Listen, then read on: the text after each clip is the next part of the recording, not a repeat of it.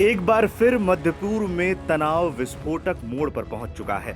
Yemen के Houthi विद्रोहियों के नए दावे ने मिडिल ईस्ट में तहलका मचा दिया है। हूती विद्रोहियों ने दावा किया है कि उन्होंने इजराइल के सबसे बड़े हवाई अड्डे बेन गुरियन इंटरनेशनल एयरपोर्ट पर एक बार फिर मिसाइल हमला किया। हूती विद्रोहियों के मुताबिक उन्होंने फलस्तीन 2 नामक हाइपरसोनिक बैलिस्टिक मिसाइल का इस्तेमाल किया और वो मिसाइल एयरपोर्ट के अंदर एक संवेदनशील ठिकाने पर जाकर गिरी है। इस हमले के बाद तेल अवीव में अफरा तफरी मच गई। लाखों इजरायली लोग बंकरों में भागे, पूरे शहर में सायरन गूंजने लगे। इजरायली मीडिया रिपोर्ट्स के अनुसार बेन गुरियन एयरपोर्ट पर हवाई यातायात को तुरंत रोक दिया गया। हूती प्रवक्ता याह्या सारी ने हमले की जिम्मेदारी ली है, बल्कि एक सीधा संदेश भी दिया है। उन्होंने कहा है कि अगर अरब देश गाजा में इजराइल की सैन्य कार्रवाई का समर्थन करते रहे तो अगला हमला आपके देश पर होगा। العدو الإسرائيلي في اعتداءاته المستمرة دون توقف على سوريا يعمل على تثبيت معادلات. الأولى منها معادلة الاستباحة دون ردة فعل، وهي المعادلة التي يريدها مع كل دول المنطقة، مع كل هذه البلدان والشعوب. الاستباحة دون ردة فعل. इससे पहले 17 जुलाई को अल हूती का बयान भी सामने आया था, जिसमें उन्होंने इजराइल को सीधे चुनौती दी थी। साथ ही साथ मिडिल ईस्ट के अन्य देशों को आगाह भी किया था। क्या गाजा की जंग अब पूरे अरब क्षेत्र को खींच लेगी?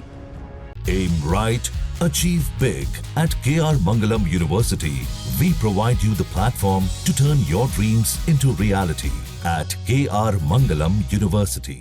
हूतियों के ताजा हमले के बाद सवाल उठने लगे कि क्या एक बार फिर मध्य पूर्व जंग की कगार पर आ गया है। हूतियों ने 6 से 9 जुलाई के बीच 2 इजरायली जहाज डुबो दिए थे और इजराइल ने गुस्से में आकर एलियट पोर्ट को स्थायी रूप से बंद करने का फैसला किया था।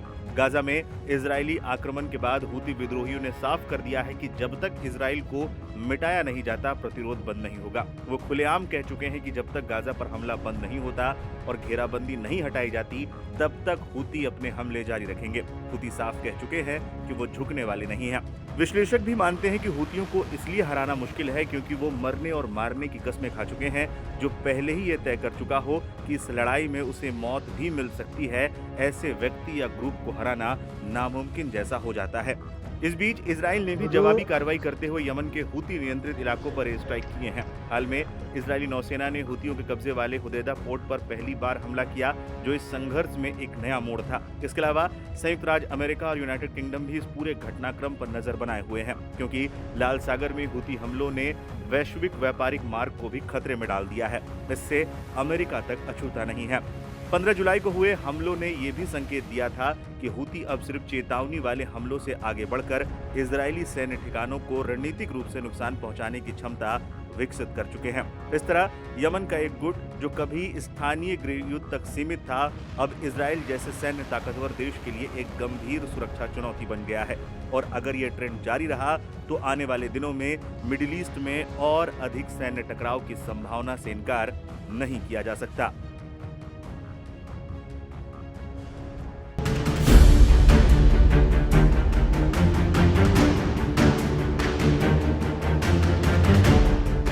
हमास इजराइल के बीच जंग पिछले करीब 2 साल से जारी है। इजराइल लगातार गाजा में हवाई हमले कर रहा है। गाजा पट्टी में इजरायली सेना के हमले अब इंसानियत की तमाम हदें पार करते नजर आ रहे हैं।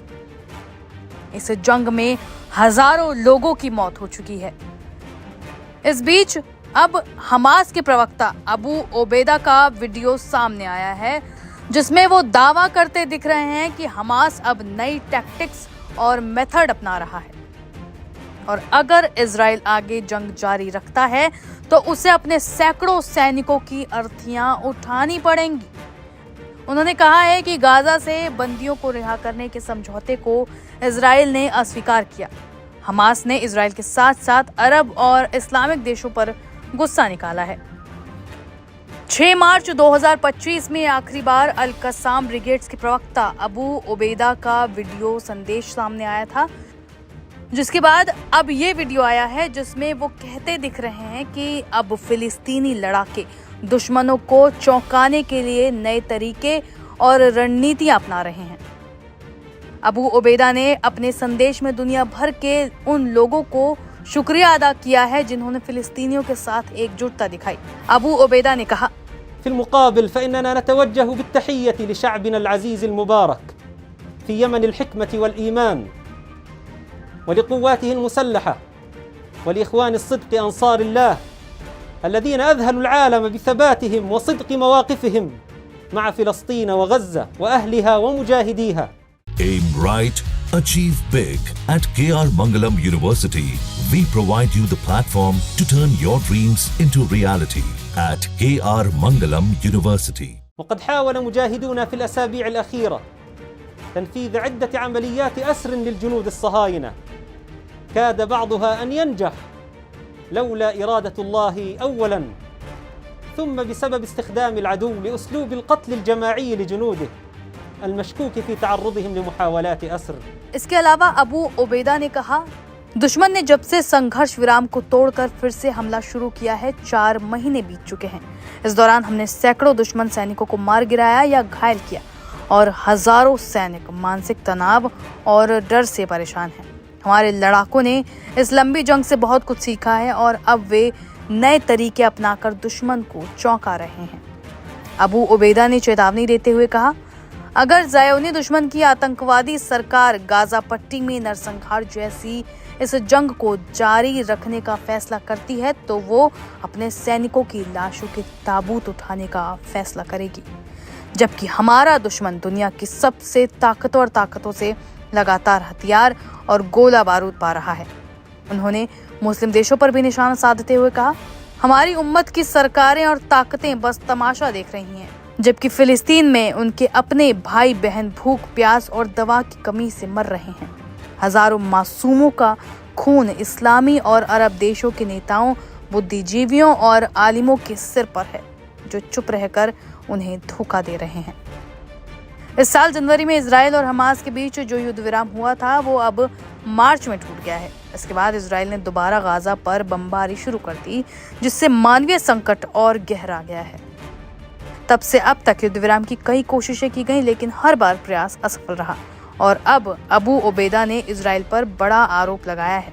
ऐसे में देखना होगा कि इस आरोप का जवाब क्या नेतन्याहू देते हैं या नहीं।